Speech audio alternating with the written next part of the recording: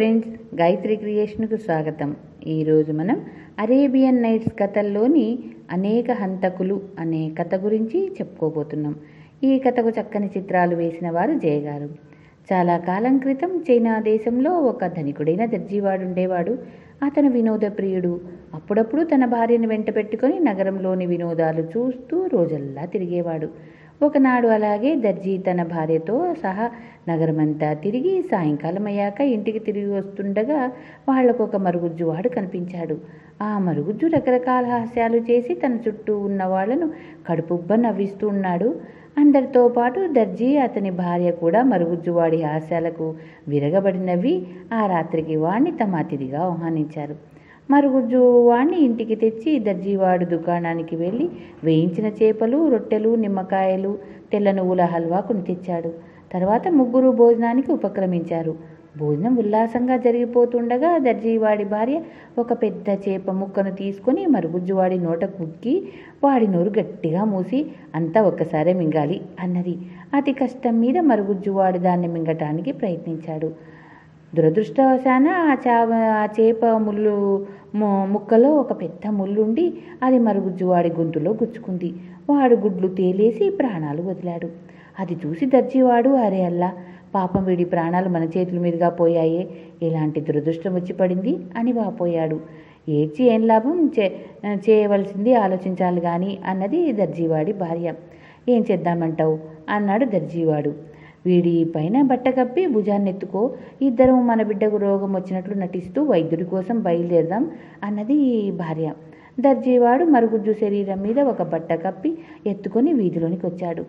అతని భార్య ముందు నడుస్తూ, అయ్యా, నా బిడ్డ మాయదారి మసూచికం వచ్చిందే, ఎవరు రక్షిస్తారు? మా కష్టం ఎవరు తీరుస్తారు? ఏ వైద్యుడన్నా దొరికితే బాగుండు అని గట్టిగా ఆక్రోశించసాగింది. మసూచకం అనే మాట వినగానే వీధిలో వాళ్ళు దర్జీవాడికి దూరంగా తొలగిపోయారు. దర్జీ భార్య వాళ్లను, వైద్యుడు ఇల్లెక్కడ బాబు, వైద్యుడింటికి అయినా దారి చూపించండి అంటూ అడిగింది. చివరకు ఎవరో వాళ్లకొక వైద్యుడి ఇల్లు చూపారు. దర్జీవాడు వైద్యుడింటి తలవాకిలి కొడితేనే ఒక నిగ్రో బానిస వచ్చి తలుపు.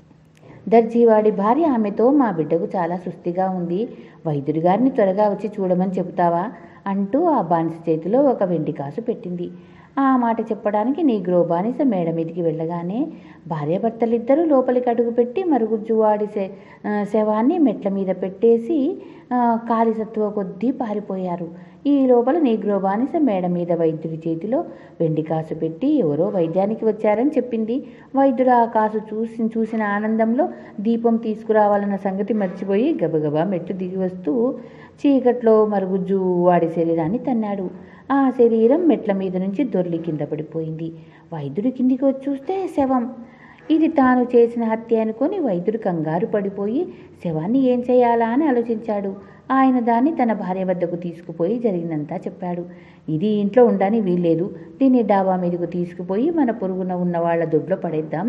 ఆ ఇంటివాడు సుల్తాన్ గారి పాకశాల అధికారి, వాళ్ళ ఇంటి నిండా అంతులేని పిల్లులు, కుక్కలు, ఎలుకలు, అవి శవాన్ని క్షణాల మీద కొరికి తినేస్తాయి అన్నది వైద్యుడి భార్య. సరే, భార్యాభర్తలిద్దరూ డాబా మీదకు వెళ్ళి పక్క ఇంటివాడి వంటగద గోడకు చేరబడేలాగా మరుగుజ్జువాడి శవాన్ని జాగ్రత్తగా దించి పేడ వదిలించుకొని వచ్చేశారు.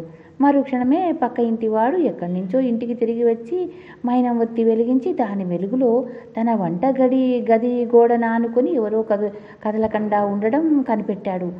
అతని ఇంట తిండి పదార్థాలు తరచూ మాయమవుతుండేవి. ఆ దొంగతనం చేస్తున్నది ఏ పిల్లులో కుక్కలో అని అతను అనుకుంటూ వచ్చాడు.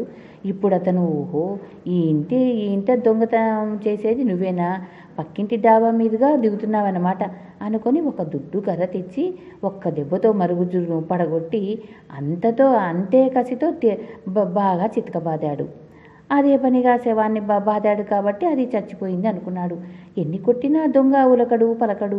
ఆ మనిషి వంగి చూస్తే శవం. అయ్యో, నా కొంప ముంచావురా మరుగుజ్జువాడా, నా ఇంట దొంగతనం చేసి నష్టం కలిగించింది చాలక చచ్చి నా ప్రాణం మీద తెచ్చావా, అల్లా నువ్వే నన్ను కాపాడాలి అని ఆక్రోశించసాగాడు. అతను ఆ శవాన్ని మోసుకొని పోయి ఒక దుకాణం మొదల శవాన్ని నిలబెట్టి తన దారిన తాను వెళ్ళిపోయాడు. కొంతసేపటికి ఒక వడ్డీ వ్యాపారస్తుడు తప్ప తాగి మైకం పోవటానికి స్నానశాలకు తూలుతూ పోతూ అటుగా వచ్చాడు. మరుగుజ్జువాణ్ణి చూడగానే ఆ వ్యాపారస్తుడికి ఆ నిలబడి ఉన్నవాడు దొంగ అని అనుమానం కలిగింది. దొంగ పట్టుకోండి అని కేకలు వేస్తూ అతను మరుగుజ్జువాడి మీదకి లంఘించి శవాన్ని పడిరోసి చేతులతో బాధసాగాడు. తాగుబోతు వాడి కేకలు విని ఆ రాత్రి కాపలా వాళ్ళు పరిగెత్తుకుంటూ వచ్చి కింద పడిన వాడిని కొడుతున్న వాడిని చూశారు. కింద పడి ఉన్న మనిషిలో ప్రాణం లేదు, నువ్వు హత్య చేశావు, వాళ్ళ దగ్గరికి పదా అని కాపలా వాళ్ళు మరుగుజ్జు వాడి శవాన్ని వ్యాపారస్తుడిని కొత్వాల దగ్గరికి తీసుకుపోయారు. జరిగిన సంగతి అంతా విని కొత్వాలు వడ్డీ వ్యాపారస్తుడిని తెల్లవారగానే ఉరి తీయవలసిందిగా తన భటులకు ఉత్తర్వులు ఇచ్చాడు. తెల్లవారగానే వ్యాపారస్తుడి ఉరి శిక్ష గురించి నగరమంతా చాటింపు జరిగింది. జనం ఉరి తీసే చోటు గుంపులు గుంపులుగా చేరారు. వ్యాపారస్తుణ్ణి పెదస్తాలు నిలబెట్టి భటులు మెడకు ఉచ్చు కూడా తగిలించారు.